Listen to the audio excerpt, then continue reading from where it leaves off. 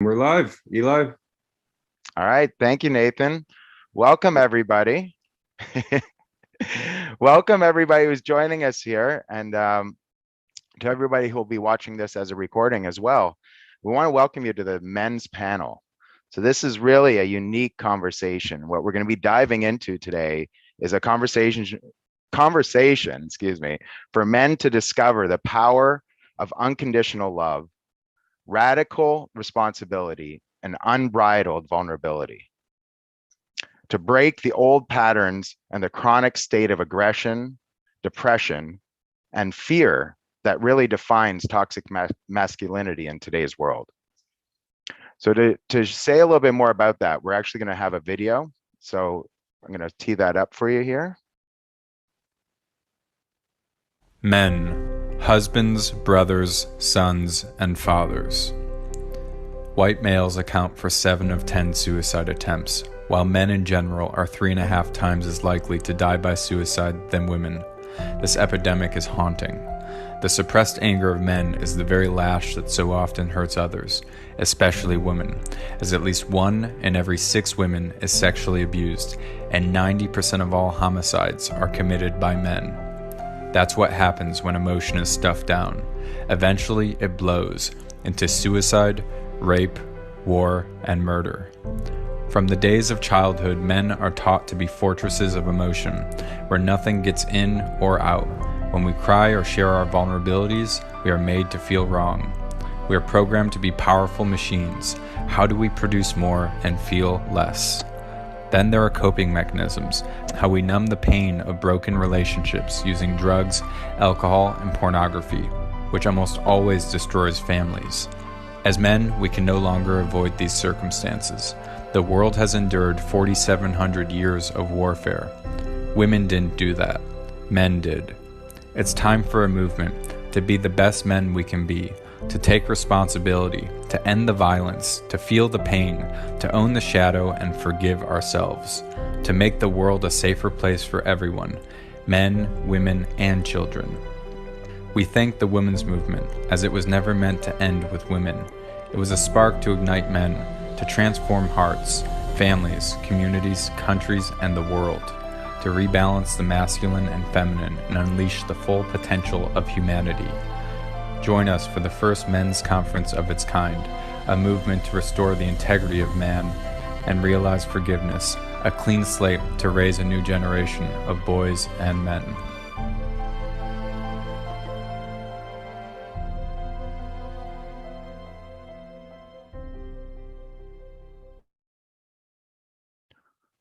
Being a man myself, I believe that this is one of the most important conversations for our time. Men, we're leaders, in the world, and what we do sets the tone for the whole world around us. So I'm super excited because we put together a panel of experts here today who are going to dive deeper into this conversation and really explore this amazingly important topic. So we're going to start off by allowing everybody to introduce themselves. So let's dive right in. Coach Dwayne, you want to tell us a little bit about yourself and how you got involved in this work, a little bit about your background? Absolutely. So I am Dwayne Langham, masculinity architect. How I got started in this work, really just childhood, being a product of an environment, an only child raised by a single mother. And what dove me into it in my later years is decades later, looking up at 33 with a wife and 2 children, daughters, and really recognizing that I'm having to figure this all out, so many new things with no direction.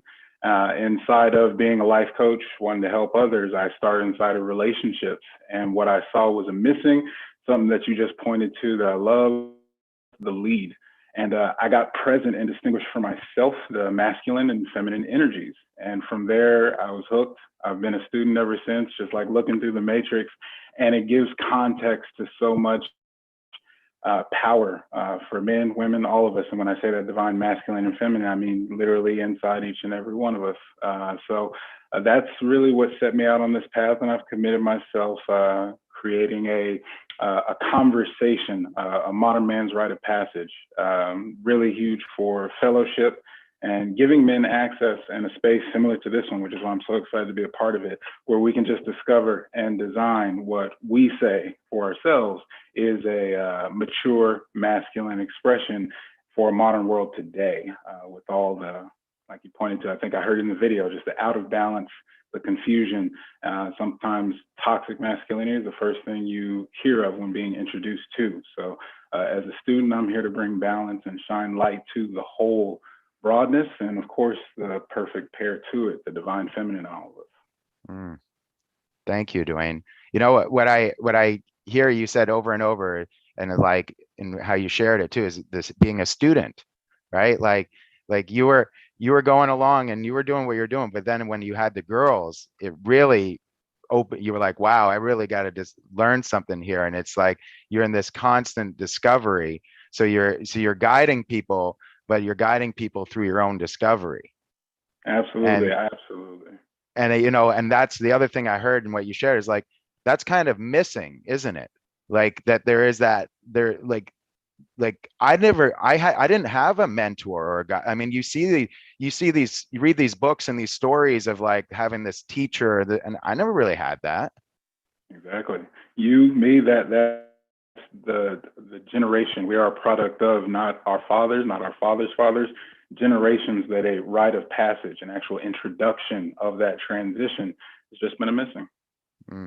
Wow. Well, we're gonna explore that deeper, and before we do that, we're gonna hear from everybody else, and let everybody else introduce themselves. So, Michael, you want to say hello? Absolutely, it's great to be here. I appreciate the space that you gentlemen are providing. My name is Michael DeSanti. I have a one-on-one personal life coaching company for men, as well as I'm the author of the book New Man Emerging, and I also have a group online coaching program for men called Find Your Tribe. And I, similar to Dwayne, like I used my life as an experiment. My parents split up when I was young, and I was confused. I didn't have that mentorship that I was really yearning for and seeking. And I found as I got older in life, I don't have children yet. I found as I got older in life that I was working really hard, but relationships were always a challenge. Finances were always a challenge. And it's very similar to a lot of people. I would just do the same thing over and over again, and I'd expect different results. And there was a moment in my past relationship where I was in an argument, and I just had a moment where I said, I'm just living out my parents' conditioning. And I knew that for me, I needed to really break a cycle for myself and really create and architect a new future for myself. And as I started to do that, and I built a coaching practice around it, but using my own life as my experiment, I found that who I was coaching that I really loved working with was men, because I related to their challenges. I saw that their challenges were distinct. And I also saw that their challenges really weren't highlighted and talked about in our culture. In the video, it shows us, it shows that, we're conditioned to go produce and feel less, produce more. And what I started to find with a lot of the men that I was coaching, and I saw that I, in my youth, was going down that path where I was becoming successful making money, but I was becoming even less and less fulfilled. And I said, there's got to be something that we're missing here.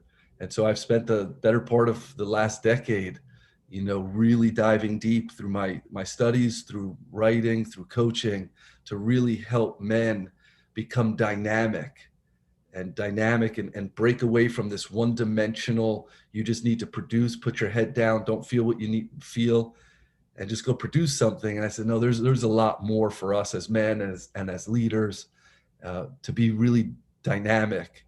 And that's been my life path and my journey and my vision for the last decade and a half.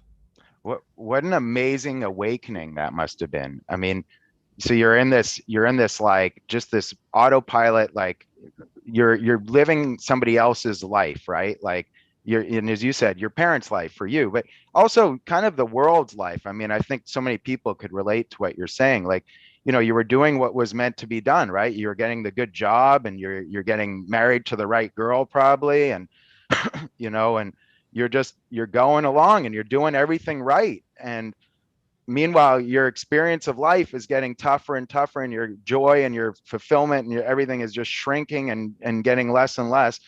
And then all of a sudden you wake up and you realize, I didn't choose any of this. Exactly. And on paper, I did all the right things. All of it. Did all the right things. I checked off all the boxes and did all the right things. And the more and more, the irony was the more and more I earned and the more I gained. I grew up, we were always struggling paycheck to paycheck, and the lights were getting turned off, and oven heat up in New Jersey, in the winter. The people from up north, they know what I'm talking about. I know what you mean. We had the wood stove. Yeah, and then on paper in my 20s, I owned my own home, drove a Mercedes-Benz, traveled the world, and the more hollow I felt. And there was something that was missing, because I did all the right things. I worked hard. I checked all the boxes off, but there was a part of my spirit that was just broken from it. Wow. I mean, all right, we want to leave it right there, right? Because we're going to come back to this. And so, Adam, would you like to introduce yourself and let us know a little bit about your background and how you've gotten yourself involved in this type of work? Yes, thank you, Eli. Thank you for having me, and thank you for all your brothers who are holding space and everyone who's witnessing. It's a blessing to be here with you in this moment. And that is really what has been my life journey, through some similarities growing up without a whole lot. Growing up with a father who almost lost his life when I was a teenager, just coming into that space where you start to find your groove, 13 years old, you're like, oh, there's some things happening with me. My voice is dropping a little bit, and then woof, life kept handing me these things over and over and over again that would have me then come into. And a little bit about myself first, is a founder of Conscious Equal Collective, which is an online Zoom virtual meeting, which kind of morphed into that through COVID, and it ended up being something really beautiful. But it's also a place, it's a safe space for men to gather, kind of group coaching setting, and a safe space for authentic communication. A co-founder of Purple Eagle Tribe, which is a men's, women, and couples transpersonal coaching. For my wife and I work with couples, and we actually facilitate retreats with some partners of ours as well. And I'm also the founder and CEO of Eagle Vision Development, which is a conscious real estate development company where we gentrify old, broken down, kind of decrepit areas into a useful giving back. And what had me come to that is through these different lessons of life of mom and dad, and actually as I got older, starting to see the lineage of mom and dad are perpetuating the behaviors of grandfather and grandmother, who are perpetuating, and so on and so on and so on. And how far back, I don't know. But I started to look in myself and say, wow, I'm living out, just like Michael said there, I'm living out these behaviors, these beliefs of there's not enough, these beliefs of there's always someone who's going to be better than me, these beliefs of I'm a burden, and creating this reality that I ended up at the age of 30 some odd years old, similar to what Michael was, just having a moment and going, oh shit,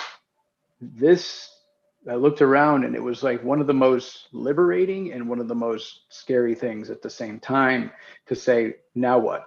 And really started to go inward and go through some yoga, deep, about 10 years back. I had this shift happen and go into some yogic studies, and go into some shamanic practices, and start looking deeper and deeper and deeper in my own personal spiritual journey, to see where I could start to unwind these patterns and beliefs that were having me create something, or had me create something that wasn't in alignment with myself, and then start to become present to those things and become authentic about my inauthenticities, and stand in a place of ownership over victim, and to really start to be okay about having screwed up, quote unquote, and be okay with making those mistakes, and then actually want to give back.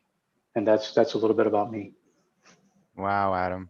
So is it, I mean, so like all of us here, I think the really your own journey and discovery, right? And the really the power of becoming authentic with yourself and of dealing with things in a way of being responsible for what was being created in your life rather than being at the effect of it.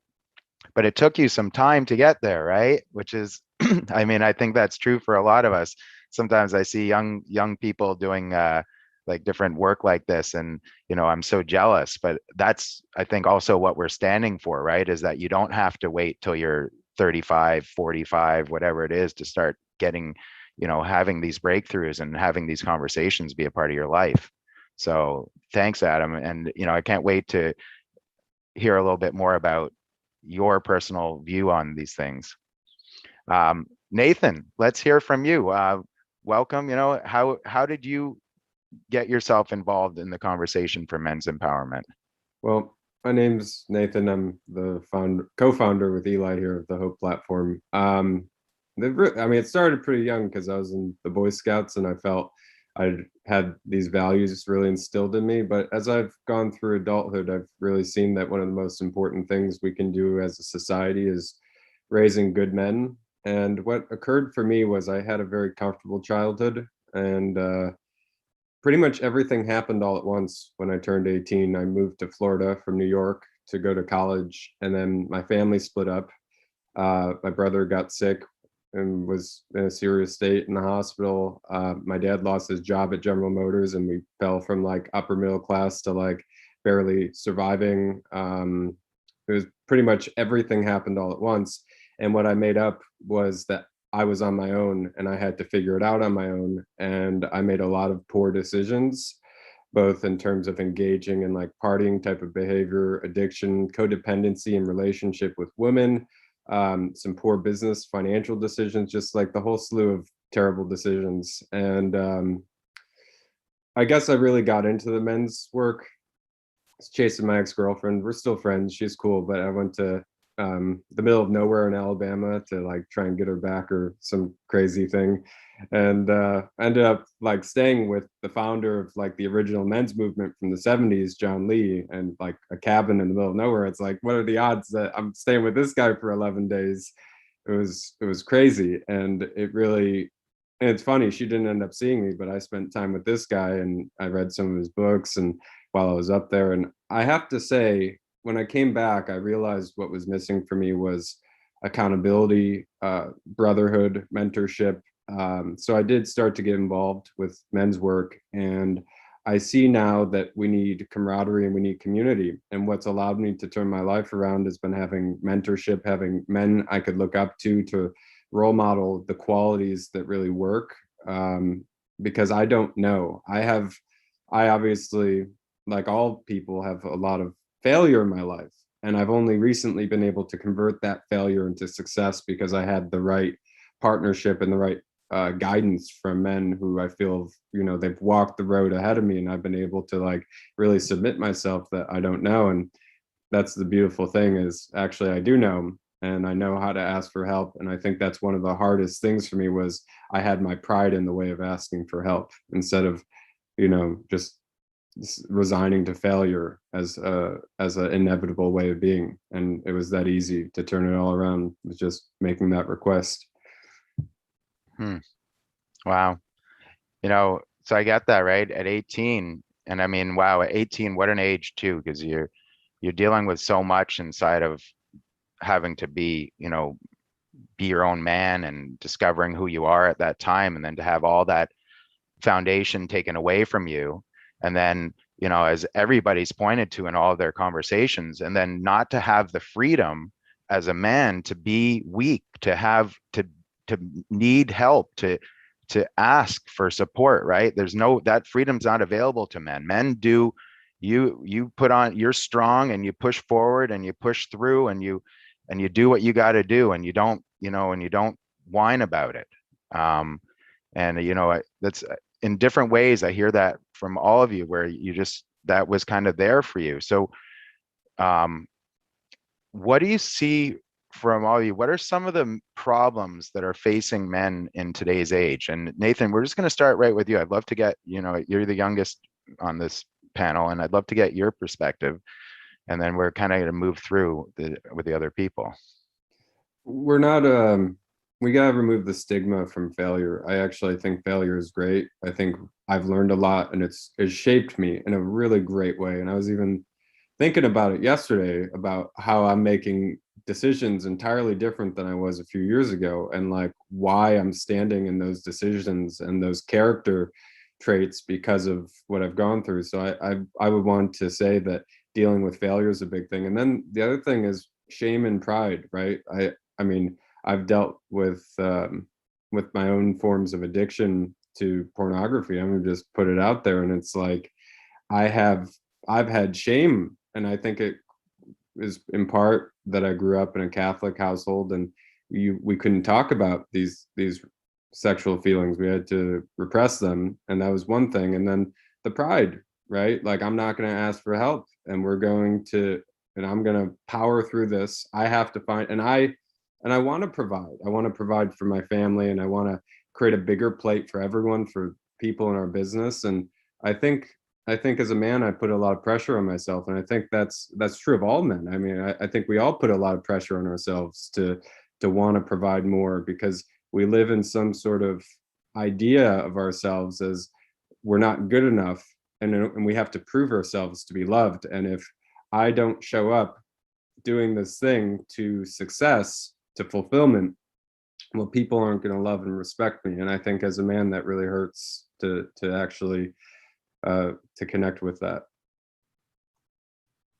So what I'm hearing there is that one of the bigger problems that you see is that men have really tied their value to their performance. Yeah.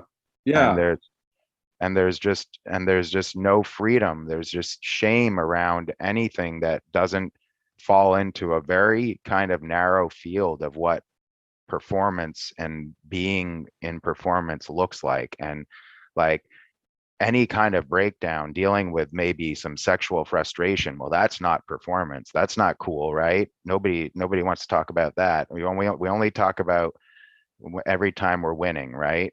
It's all about performance.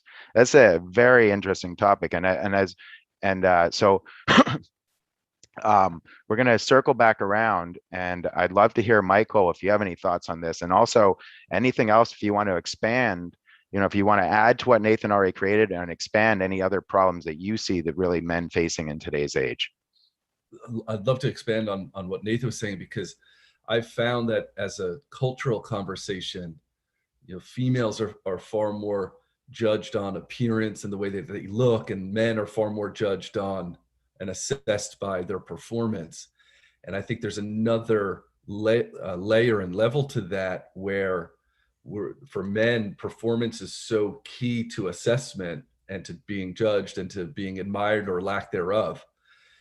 There's also this interesting point we're in now in our culture, where we've never been more interconnected technologically, and yet at the same time never been more disconnected emotionally.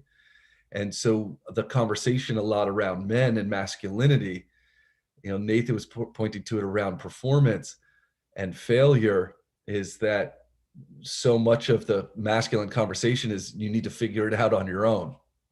Don't make any mistakes, and then you'll be judged by how well you perform, which is such a recipe for failure, to say figure it out on your own and don't fail. Like when we say it out loud, it actually sounds absurd, but it's so deeply ingrained in our cultural conversation that I think what ends up happening is that on the individual level, most men then struggle with the narratives around scarcity and around mediocrity. Scarcity narratives are there's not enough time, there's not enough love, there's not enough money, I'm not enough, I'll never be good enough. And then on the other spectrum, it's the narratives of mediocrity, of like, well, who am I? Good is good enough. I can procrastinate my purpose. Let me just put my head down and fit in and, produce something. And I'm sure once I reach that summit, everything will be good. And it's this major friction and conflict that I think is really fragmenting men, and having them, like Nathan was saying, like having them not reach out for help and support, And that's a major challenge. Coach Dwayne was pointing to it before. Without that brotherhood, without those rites of passage, without mentorship, we're lost. And then in that loss, like, now, by the way, don't ask for help and figure it all out on your own, and don't fail. Like, the amount of mental pressure that's on young men now, like, I don't blame them if they look to the future and say, why would I even try? Why even try? Like, if I know I'm going to fail, if I know I'm going to mess up, and then being judged for it, well, why try? And I think that becomes this inner conflict of those narratives between scarcity and mediocrity. And I think right now, I think the remedy and antidote of that is actually brotherhood and camaraderie, and looking to men not as competitors, but as teachers, mentors, equals, and then also other men that we can support. What you're pointing to, it's so poignant, right? Because I'm hearing you and I'm listening. I'm like, I want to ask for help, right? But then, what shows up for me next is, well, if I'm asking for help, then I'm going to have to help people. And if I start sharing people all of my secrets, then I'm not going to be special. And then I'm not going to have an edge. And then I'm not going to be able to outperform the other guy. And then I'm going to suffer. It's all ingrained in scarcity. Absolutely. If I were to actually share, give my gifts, then somehow I would lose significance and lose agency and lose power. Really, the opposite is actually true. The more gift you give, the more medicine you give, the more freedom that you empower others with, the more you experience it in ourselves. So we're taught this strange paradigm that doesn't work. And then we were confused or shocked that men feel isolated under all this pressure. And then if you're under that amount of pressure, of course you're going to reach to something that relieves it. Alcohol, drugs, pornography, gambling, because we can't sit in this pressure cooker day after day after day without any release, and it becomes toxic over time. Wow. So I want to hear that. We're really diving in here, I feel like. So Dwayne, I'd love to hear if you have anything else you'd like to add to what we're already creating, or even welcome to take us in a slightly different direction too, if you really, some part of what men are facing these days that we're not hitting on yet. No, it's beautiful because this kind of conversation, I'm thriving in it because I'm getting the perspective of, and what I hear in my own expression and conversation, I'm hearing pieces of it and other angles from each and every man. And like, wow, yeah, I can see us even pointing to the same thing, and I get to get another man's experience and journey through it. And it's so deep and rich and powerful. So what I hear in the whole thing, and what I'd like to distinguish it, I think it's a paradigm that is fostered inside of the toxic masculinity. I call it the James Bond paradigm, right? 007. He's got all the skills. He's got all the, he can shoot guns, drive cars, get the girls, money, affluence, abundance, style. Like, there's not a thing. And you never seen him in boot camp. You never see him train. And what I really got inside the conversation when having that distinction, the challenge or the problem is that it limits access. And you guys beautifully articulated, because inside that paradigm, we are thinking as soon as there's some flaw, I'm not good enough, there's something I can improve on, even just to lighten the perspective.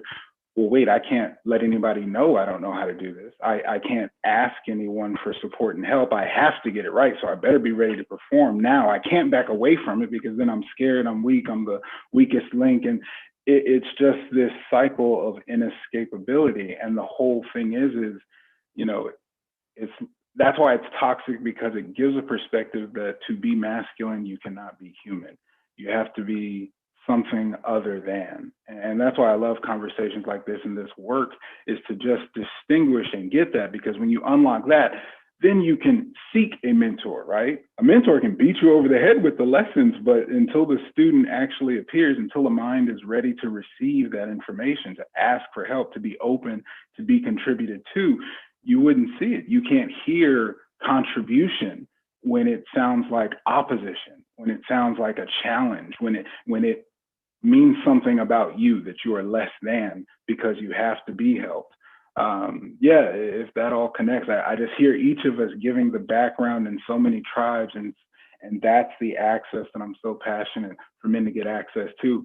I'm going to drop a bit of a grenade, if you will, on the back end of it. So inside of that situation, that cycle you may be stuck to, a distinction I love to go through in my work is being a good man or being good at being a man. And you can interchange your name, right? So in this moment, in this situation or circumstance, am I being a good Dwayne, or am I being good at being Dwayne? Whatever my strengths are, whatever my access or ability is, and being that expression, because that's me. I don't have to be anything I saw, anything I inherited, or anything anyone told me to do. And that's where, again, just bringing back to Eli, what you touched on with the rite of passage, with guidance from elders, you can find and create your own expression. It's not about imitating what someone or society or propaganda, media, anything tells you. It's figuring out your expression, and your light is just as important as every other light out there. It all adds to an inclusive universe. Nothing will ever be taken away from the inclusion of it. The very energy that called it into existence is not going anywhere. I love the perspective, Dwayne, you know, and that, like you said, just distinguishing it, right? Like just being aware, like, and inside of there, one of the things too that really came up for me is, you know, like a lot of you mentioned, and maybe Adam, maybe you'll touch on this a little bit, but how do you distinguish it sometimes? Like, you know, you're in the mix of it and you don't even know that it's happening. Like a lot of men don't even know that they are dealing with toxic masculinity. They think they're being honorable, or they think they're just being strong, or you know, or they're, like somebody said, they're following the traits that they learned from their father, you know, or their grandfather, and like it's just being handed down. It's not even you know, I really believe that most people are inherently kind and good people, and we get caught up in behaviors that don't always necessarily serve us and the world around us. So how do we, you know, and again, Adam, so I'm putting a lot on you, so all of that with everything we already talked about, and is there anything else that you want to add in that you see that men are facing that we haven't brought up yet? Woo! I love it. I'm teed up and I've got all these tees, you know, I'm like, I got a driver, a 9-iron, like which one do I want to hit? First thing I want to do is pick up that grenade, Coach Dwayne, and put the pin back in it. And the reason that I say that is what I'm hearing and what I see is a situation that's happening is that there are, you know, I'm a father of 4 boys, you know, and one of them is, you know, 16 going on 25, and he's got it all figured out.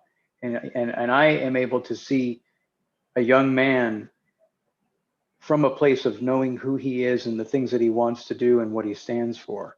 But what I'm seeing is a major problem is not knowing, when you said, am I being a good man or am I being a good Dwayne?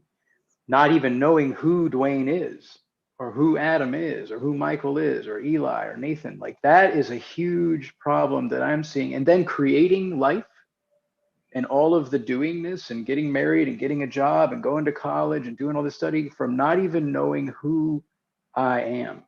So one of the major problems that I'm seeing in today's age, and I've seen it through my own, you know, not knowing who I am, and then operating from that place of like, I don't really even know. Nobody's ever even asked me. I didn't have a mentor. I didn't have a this. I didn't have a that. Asking me the question of, who are you? What do you stand for? What are your truths? What makes you feel good? What lights you up? And all these things. And then operating from what I would say is a distorted perspective. So if I'm coming from a center I am, that would be a place of clarity. If I'm coming from a I don't really know, or I'm leaning into a behavior or a pattern, maybe to the left or the right, like too far distorted into a feminine way of being, would be like I'm aloof, or just kind of I give up, not as a disparity to the feminine at all, but just like energetic. And then too far to the masculine, controlling, overbearing, tyrannical. If I'm coming from either one of those distortions and not coming back to that centered space, or even knowing how to, because that's a problem, is not knowing how, then I'm creating every moment from that, from a place of trigger, from a place of distortion, from a place of I don't know. I like to use this term. I like the drop the grenade. I have this sort of mantra that I have in my pocket here. It is, am I writing a check that I can't cash? And not that anybody writes checks anymore. There's the occasional time where you're in a hurry in Publix and you're like, what, really, a check right now? But like an energetic check. You know, okay, no problem. I'll handle it. I'll handle it. I'll handle it. No problem. I'll take the kids to school. No problem. I'll take care of that thing. No problem. Meanwhile, the bank account's like, and the, you know, the car needs, the tires need to be changed, and the boss, and I'm behind on this thing. And like, I'm writing these checks and saying that I can do all these things and keep doing and keep doing and keep doing it. From number one, a distortion, maybe perhaps where life is off, you know, where the way I'm living is maybe coming from a misaligned self. And then I'm writing all these checks and depleting and depleting and depleting. And then, like Eli said, not even knowing how to or ask for help because I'm so embarrassed of the mess that I got myself into. Once I take a moment and step back and, like you said, love, like loving kindness, being the loving observer of what's going on. That, I don't even hear that being spoken walking up and down the street and in business meetings. It's just like, I am this identity of vice president, and this is the way that it is, versus, oh, my people are all in discord. There's this breakdown. I can see that they're operating from some kind of a fear or disbelief or a pattern. Being able to back up away off of it, like that missing in the world today is what I'm seeing creating just this perpetuating of like lack and not enough. And and I'm also just in closing there on this particular subject of what are the problems facing men is win lose. I'm seeing so much, like there's men that I'm starting to see that are lifting each other up, and I love it when I go to one of our boys' sports events and I see one of the other kids, you know, our boys are like really good. You did a great job, and I'm just like hoping and praying, and it brings tears to my eyes to think, you know, in 10 years from now, I hope that that's the same conversation sitting at the office meeting.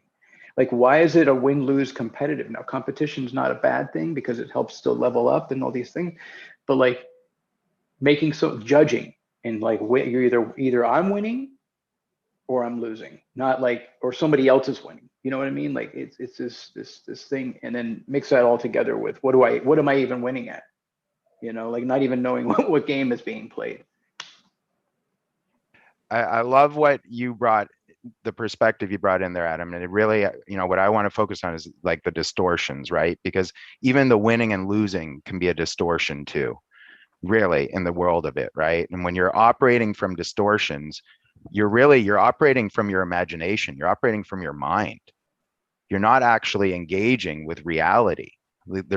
And, you know, one of the things I noticed with that is men deal with a lot of anger, right? And frustration and a sense of powerlessness. And to me, that a lot of that, not all of it, but a big part of that lives inside of the conversation you're creating, because those distortions prevent you from actually engaging in the areas in your life that would actually impact your life in a way that you would want it to shift, because you're not engaged with reality. You're engaged with your imagination. You're engaged with all these things that you see as the boogeyman of life, which they might be the boogeymans of life, but they're not areas that are actually going to make any impact in reality by engaging with them. Mm-hmm. And I don't know, that's what I got from what you're creating there, and the way those distortions run our lives. It's a really powerful conversation. So, you know, I'd like to stay right there actually, and then we'll expand that. Is so what do you see are some small steps that you can take for men that they can take to unleash their potential and to, you know, really start to overcome these things? Mm-hmm. Thank you. Yeah, the first one for me is just a few simple steps. Is, I said it earlier in the beginning, you know, become authentic about the inauthenticities. When there's a recognition of something that isn't in alignment with the self, be with it. Give some time, journal about it, meditate, go on a walk in nature. To me, that's like the greatest medicine that there is, nature. And then communicate to those around, you know, that are in relationship or to the self, and start making changes about, you know, like, where am I out of alignment? Where am I being inauthentic about the way I want my life to look? The next one would be being okay with making mistakes. I heard Nathan say about failure, like being okay with failing, being okay with like, wow, if that mistake wasn't made, I wouldn't know not to do that the next time. Like, I'm not going to go throw lighter fluid on a lit flame next time because it burned my hair off my hand. Like these things that we learn as, young. I'm not going to hold a bobcat, like, simple things like that, like a firework, because that hurts. And being like, we don't make ourselves wrong for that in that moment, but as things go along, there's this being okay with, I made a mistake, I can own it, I don't need to beat myself up about it, and I can learn, what did I learn from that? Give myself a moment. What is the grace on the other side of that lesson? And forgiveness, like forgiving like of self, right? Before even, like, as soon as the thought starts to come, just, okay, there's that pattern again. There's that beat up, there's that old story, there's dad's voice, there's, uncle's voice, there's that kid on the, the bully's voice again. Forgiveness. Self-love. I love Sadhguru says, what is self-love? When you feel love of someone else, who feels the love? I do. So what are you, schizophrenic? He says, there's, how do you feel when you love someone else? You feel love. So it's love. Like, so it's like being okay with making mistakes, forgiveness, love. Start to get connected with other men. Find a brotherhood group. Find something online where men are in service to other men, and just be willing to listen, even if you don't want to share anything. Like, be willing to just be a part of a conversation, and then find some practices. I am a firm believer, and I'm here in service to anyone. Mindfulness, yoga, journaling, get a coach, and start standing in authorship, and meaning that I am creating my life and I can make a change by getting still for a second before I just go out and do that thing that may not even be in alignment with what I want to do. Give myself some time to settle and sit on a yoga mat, or sit with a coach, or sit with a book, a journal, and start to ask myself questions. What do I want to do? Where am I happy? Where am I not happy? Where am I joyous? Where am I not joyous? What area, what domain in my life, health, fitness, finances, so on and so forth, is there something that I can bring into a place where I feel happy with that? I love all of it. And the part that really stands out to me, is I'm just looking at my own life, and what's given me the most power is, the being authentic where you're inauthentic, right? Because I feel like that has to be kind of the first, like, you got to tell the truth to yourself, right? I mean, if your credit cards are over, if you're over your credit cards by thousands of dollars every month, you just got to get real. That's the first thing. You can't just pretend, oh, it's something else. So being authentic where you're inauthentic, and then all those other steps, of course, that to me makes a lot of sense. But to me, that's what really stood out to me, Adam. I love that access, like, and everything you shared is valuable. Thank you. But I was just saying, for me, that really stood out as a powerful access point. And tribe and community and men like that. So I'd love to hear what Michael has to share about that, as far as small steps and what you see is available for men to unleash their potential. Absolutely. And I loved Coach Dwayne's analogy of James Bond, and Adam, you were talking about distortion. And I want to go a little deeper into that. And there's an analogy, since Coach Dwayne brought up analogies, I'll throw one in too. I coach men in the analogy of a man is like a tree, and the shadow of the tree is the man's identity. It's the outline, looks just like it, but it'll never be the man. It'll never be the tree. The branches of the tree are like a man's reputation. Every once in a while, they get cut. They get pruned. And some of us, some of us actually need a pruning. With the reputation, like if the branches are cut, it may hurt, but it's not going to kill the tree. But the trunk of the tree is a man's character. And if that gets cut, the tree dies. And the roots of a tree are the man's connection to spirit, to his higher power, to God. And what happens is we are in this culture right now, we are so over focused on identity and on reputation, and we're so under focused on character and spirit. And so I always coach men in, let's reverse that.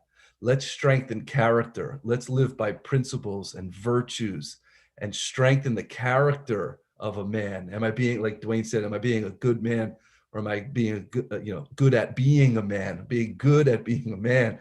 Let's develop character. Let's strengthen spirit. So first, the shift in the mindset is what we're taught. We've been talking about it. Once I go get this and accomplish this and produce this, that's backwards. That's building identity, that's building reputation, and meanwhile the character and the roots are not getting fed. So the first thing is let's reverse that equation. Let's feed the roots, let's feed the character, let the branches and the shadow grow where it needs to grow. The second, I reiterate with Adam, brotherhood. We must be part of a brotherhood. Without it, we breed isolation, and isolation breeds sickness and disease. It won't work. We won't grow fast, and we'll also. What I found by having an online group that I coach for Find Your Tribe, what I have found is a theme that on our own, men think that their gifts are common and their challenges are unique.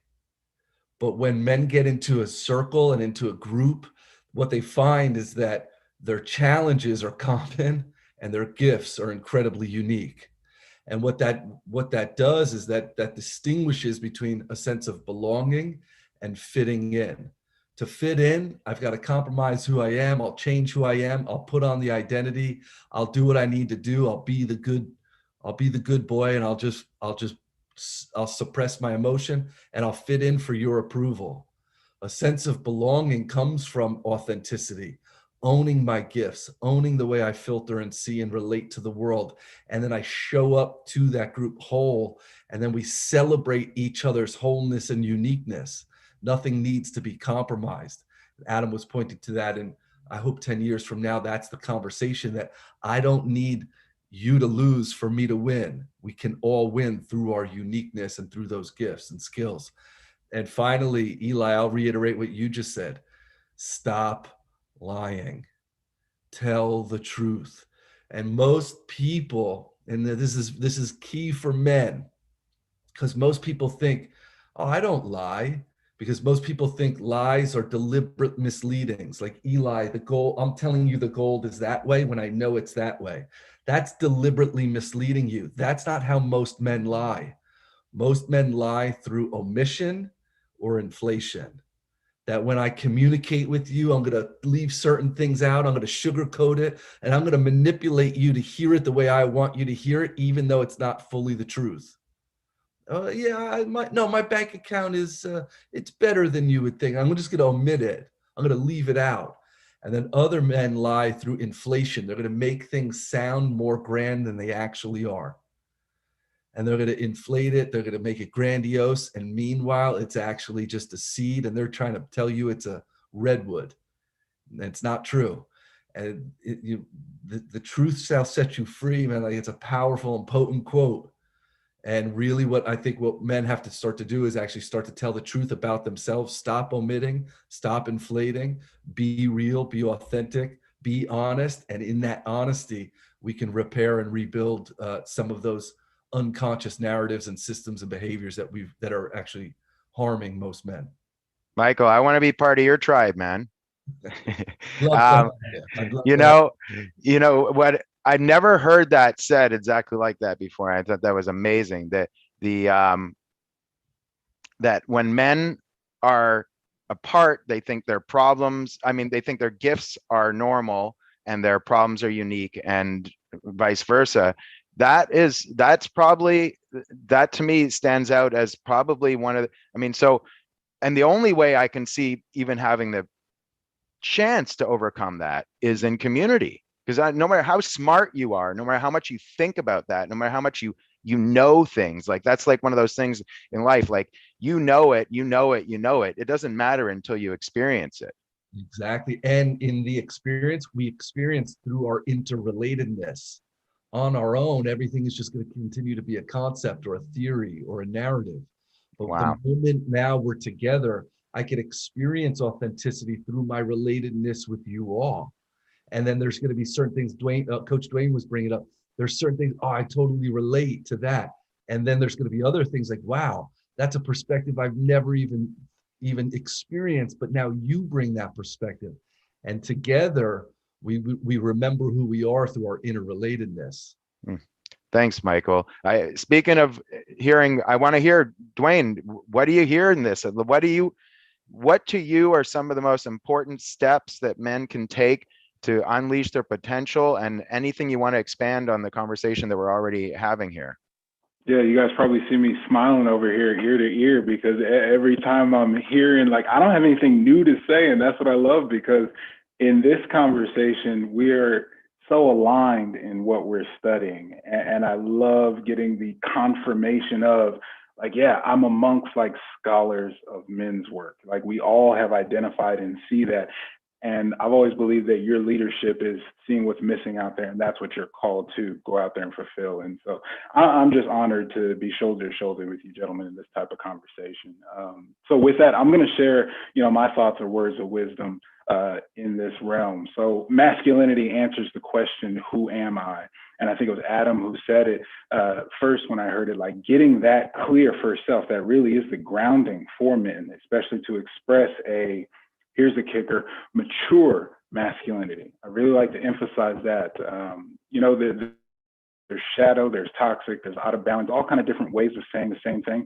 For me, there is a maturity that comes when not just the knee-jerk reaction of raw masculine, that's the gotta respond, gotta react. It's the maturity in what we're touching on that allows men to really know themselves. So for that, I got the 3 E's that men cannot get enough, okay? I got to bring some alliteration and rhymes to it.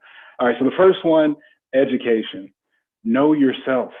You can't answer that, who am I, without knowing yourself, knowing your strengths, knowing your weaknesses, vulnerabilities, what it is that you want.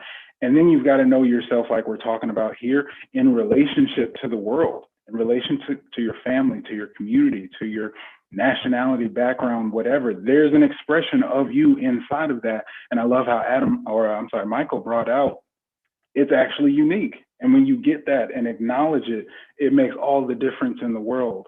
So then you get the second E, empower. How do you empower yourself? You have to engage with your emotions. You can't put them under the rug. You can't suppress them. And it was touched on so well. It's not to beat yourself up about it. It's not to feel bad about it. It is a tool. It is a compass. Getting back to the first one, it doesn't align with me. It's something about this. I'm upset in how I showed up. I'm disappointed in how this came together. I'm scared of or insecure about. That's not your truest expression. So now dive into that, grapple with it, see what's actually there for you. Look back at childhood conversations. Look back at where these conversations originated when you didn't have the capacity, strength, the knowledge, the power, or the support around you to do anything about it. That's how you get empowered. And then the last part, the most important, enroll. The importance of fellowship, even in a casual space, the importance of that missing right now for men to just be, not to be judged, not even to be contributed to if they don't want to, but that is part of the access to transparency, to publicly with other men, to get the relatedness of what we're all going through and to be in that and a part of that and with that and see your uniqueness, see your commonality, see that bond together, get support and accountability on so many local levels. I mean, like you said, you want to be part of Michael's tribe. I want to be part of Adam's tribe. Like it's all this huge infinite that our minds can barely wrap around. Like we are all one, pardon the language, big ass tribe. And when we get that, we can all still be leaders in our own tribes and communities and churches and businesses and families and on those smaller levels. Like I said, it's all inclusive. But those are the 3 E's that you can't get enough of. Got to get yourself educated, got to get yourself empowered and enroll with others, engage with others. That's what it's all about. That's my recipe. I'm gonna stop. Wow. No, that's beautiful, Dwayne. Educated, empowered, and enrolled with others. And I hear also enrolled in your own life, enrolled in what's important to you, like just enrolled in life, like those people that are enrolled in what they're up to in life. There's a different experience of being with those people. And, that's the experience being with you. So Nathan, and listen, for the people that are listening, we're probably going to go over by about 1 or 2 minutes, maybe 5 minutes at the most. So just to let anybody listening, and Nathan, we want to hear from you. So what are small steps that you see a man can take to unleash his potential? And anything you want to expand on the conversation we've been having also. Yeah, I want to expand and I want to echo. First of all, perfect. I came into this conversation. It's amazing what the dynamic between men and women is, because the women like had me like emotionally present, and I came into this call with like a space opened up inside of me. And here you gentlemen are speaking, and it was filling that space, and it had like a strength and a character building essence to it, and it really made a difference. And actually, I talk about steps. I think the steps are what Michael was saying was just to connect with that brotherhood. I think we all need community. And I think a great example of it for me is just like telling the truth on myself. I didn't realize last week this grumpiness came up on me, and it came out of nowhere. I was just doing so much and I was frustrated. And I didn't realize my way of being was impacting other people. And I was like, oh, wait, they don't even know what I'm going through. They would totally give me like tons of grace and compassion if I just told them, like, this is everything I'm handling. And I'm sorry if I'm being that way. You know what? What we resist persists. And if we're going to liberate ourselves from the chronic states of toxic masculinity, we got to tell the truth on ourselves. And I think we've all really said that in our own way. And I just think that if we're honest, it creates a space where that whole thing disappears, and then that new thing can show up. And that new thing is that like that authentic man, the man that I think the world really needs, like men like that to show up. And we lead by example. We can't tell people what to do. We have to live it in our own lives, is what I've learned. And so I've really kind of ingrained that in myself, that I'm like, what kind of example? I don't have kids, but I do ask myself what kind of example I'm setting, because I don't want to get in a way of like doing one thing and saying another thing. And one of the things I want to backtrack on, talking about the woman conversation, is like I have a vision and a perspective to see, like, and I think we all agree with this, is to see this thing merge with women. Because years ago, with my friend Michelle Alva, we ran a program called Men Healing Women, Healing Men. And what, like, women were doing their thing, men were, brought the whole thing together. It was like single people, and there was like a whole relatedness that occurred with men and women. And I'm just so present to share with each other. We have love to each other. And I mean love, of love, not like you have to be in a intimate relationship. And what I'm looking at in terms of how do we come to understand these shifts, because the whole thing has shifted so much in the last, probably more than, and it's left this space of a little bit of confusion, and but it's also created a space to create something, like create a space for men to rise and take responsibility. Like, we have to for the way this world's been going, because the quote unquote man's world for like quite a while now, and the condition of the world, we get to share the world, and the world, it's actually a man and a world, and we get to redefine what that looks like, so we can share an opportunity, and we can share so much to share in. And that's what I'm really excited about, develop this men's conversation, that a greater form of ourselves, that we can all invest that part of ourselves in, and vice versa. Wow. Nathan, thank you for creating, it inspires me, you being, as I've said, the youngest person here. I hope there are many other young people for a future like that. I get how you really see the power of just dealing with your own inner, world as an access for people. And it's really, and I really thank you. the vision of men and women united, you know, as meant to be, I think is something really, you know, the world needs.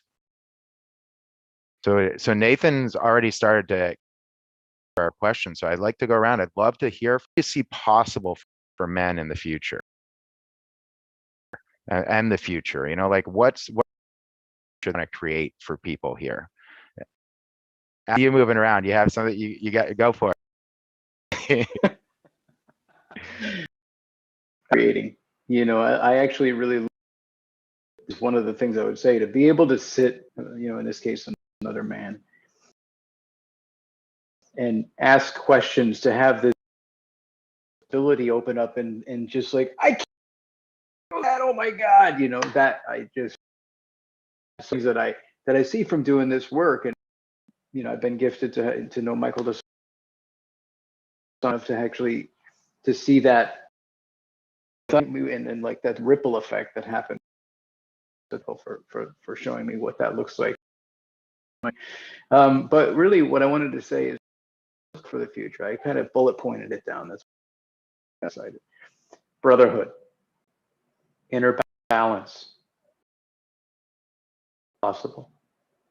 Fulfillment of life is possible. A boy is possible. Have a relationship of your dreams is possible. You know, making a difference in the world, like little Adam. You know, that's the little boy. Making a difference in the world is possible. Longing is possible, and healing of the planet. And you said it so many different ways of like what, when, and that's what I see as what's happening. Body, that there's this balance that comes in, of interrelatedness, like Michael, what it is to be authentic in the interrelating and individual gifts of each individual person, and sharing the common struggles and otherwise that are there. It's this full healing of the planet, and there. What I mean by that is like no longer taking and sucking of Mother Earth, but actually restoring to the planet. You know. Well, I hear of cooperation. I heard that works, you know, in it that really allows space for everyone, you know, and you know, inside of this conversation, I really get it as an opportunity that it's up really to take a stand. Speaking it, I could actually almost taste it, like I could see it, right? Like I could see that world. There yet, but we can be there. Oh, wow. Thank you for creating that. Dwayne, you want to create what you possible for men in the future? And what I hear in the conversation of what's possible, actually take a step further back to create for the world inside of this conversation, as I see it. So the conversation for balance, healthy, mature, masculine, it's my belief and my understanding, masculine leads and feminine follows. So that was amazing and powerful. And what Adam, I think this is a part of that same world when so much of been down to like the literally habitat, and it starts with men bringing balance of masculine and our feminine, such that then women can be feminine and in their masculine. Utopia, heaven on earth, and similar to the world that Adam was created, so much for the things that seem like problems are just the next conversation in the future. Like when everything is now, relationship, the home life, the and physical balance between what and why are all these 8 billion planet to get up and go work so we can get our, there's, diseases here, there's, life out there in space. For me, it occurs that this generation, and I think it's why it's perfect timing for the awakening. I think 50 to 100 years ago, in which man was evolving and expanding, it's shrunken in. And part of it here creating in that, just siphon, taking off Mother Nature's resources to that and have a feminine balance and take care and preserve what we have. And that's when, it's a match, the Elon Musk out there to a planet, at the same time, something to really revitalize this planet, such a healthier tribe of humanity, so that humanity is big planet hopping, but humanity is shining that expands the universe and makes. I mean, it's real out there in the ether. Genuinely, what I see is possible when we start into this conversation, because here's the one thing about masculine energy: it leads, take risk, it takes on the challenge. Our feminine that we cultivate in women or divine feminine energy is not going to. Yeah, that is the the part of it. Like you said, it's going to take mass reach out. Can begin to expand in that direction. Wow, Dwayne, that's not too far out for me. Thank you for what you created there, because it also, so that I had missed part of what Adam was creating. We're both standing for in your, which was there's actually possibly Mother Earth inside of this. Forgive me for missing that and what you created before, because I stepped over that and keeping that back into it as well, and I got both. So inside of the, everything's the macro, and just amazing how everything relates. By healing the smallest planet, we in turn get to heal every relation. Yeah. That's Michael, I'd love to hear from you. What's, as far as you see it? I think my brothers here have brilliantly and accurately. The only thing I could reiterate is the same vision. The only thing I could or give my own angle on it. There's a chapter in my book. What is this all for? Why go through all this struggle and all this redesigning and the guts out, constantly doing all this consciousness work? And the chapter's called "What's It All?" The answer that I give is so man could one day be in possession of it.